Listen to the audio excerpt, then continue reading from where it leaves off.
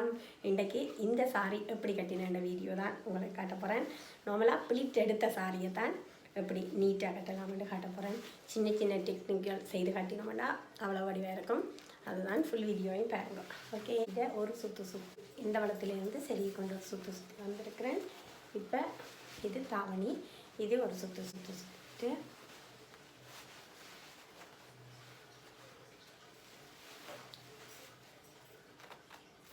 இவ்வளவும். இப்போ இந்த தோல் மூட்டை சரி போட்டுட்டு தோல் மூட்டை அடியில் இந்த வடத்தை சுற்றுவோம் மாதிரி பண்ணிவிட்டு, இப்போ இது நான் வடிவாக ப்ளீட் பண்ணிவிட்டு இந்த மாதிரி அயன் பண்ணி இருக்கிறபடியாக அந்த அகலமாக நல்ல நீட்டாக அப்படியே இப்படி இழுத்து பிடிச்சா தான் நல்ல நீட் வந்து வரும். திருப்பியும் இது ஃபிட் பண்ணலாம். இப்படி கொண்டு வந்து இதில் கொஞ்சம் ரக்கியை தான் குத்த போகிறேன். நல்லா பதிச்சு ரக்கியை தான் குத்தி வச்சுருக்கிறேன். இதில் ப்ளீட் எடுக்க போகிறேன். இந்த கோடு வர இதில் ஒரு 3 கோடு வர்ற மாதிரி எடுத்துருக்கிறேன்.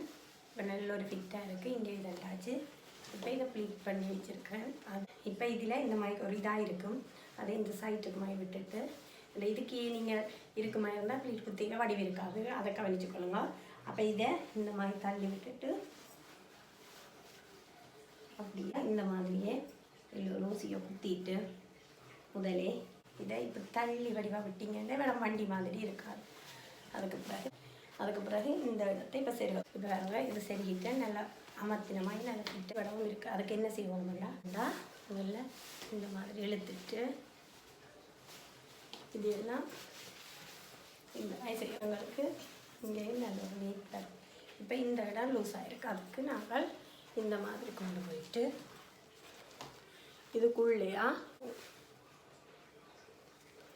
இந்த ப்ளவுஸுக்கு மேலே மாதிரி இப்படி குத்திட்டு நாங்கள் விடைக்க அதுக்குள்ளே ஊசி மறைஞ்சிடும்.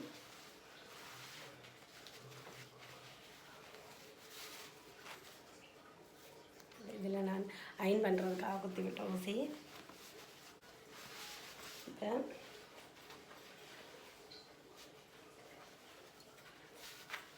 சாரி இந்த இது விலகாமல் இருக்கணுமெண்டா நீங்கள் இந்த ஒவ்வொரு பட்டுக்கையும் இப்படி எடுத்து போட்டு இப்படி ஒரு ஊசி இப்படி ஒன்று குத்தினீங்கன்னா இந்த ப்ளீட்டுக்கு அது மறைஞ்சிடும். திருப்பி அதே மாதிரி இந்த இடத்துல இந்த மாதிரி அது ஒரு ப்ளீட்டுக்கு மறை இந்த பக்கம் விலகாமல் இருக்கணுமெண்டா இந்த பட்டை எடுத்து இதில் மட்டும் அப்போ இதில் இருந்தும் எங்களுக்கு விளங்காது. இப்போ இப்படி கட்டிக்க இதிலேயும் விலகாது.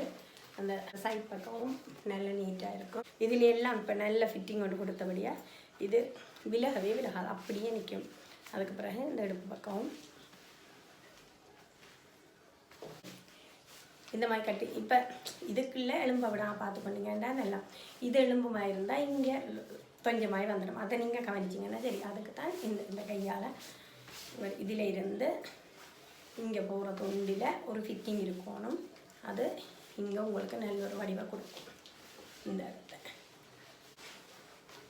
பாருங்க, இதில் இருந்து இங்கே திரும்புகிற இடமெல்லாம் நான் அயன் பண்ணியிருக்கேன். அதால் தான் அந்த இங்கே நல்ல ஒரு நீட் ஒன்று வருது அந்த இடுப்பு பக்கம். அப்போ இப்படி நிற்க இடுப்பு பக்கத்துக்கு அந்த இதாக இருக்கணும், நீட்டாக இருக்கணும்.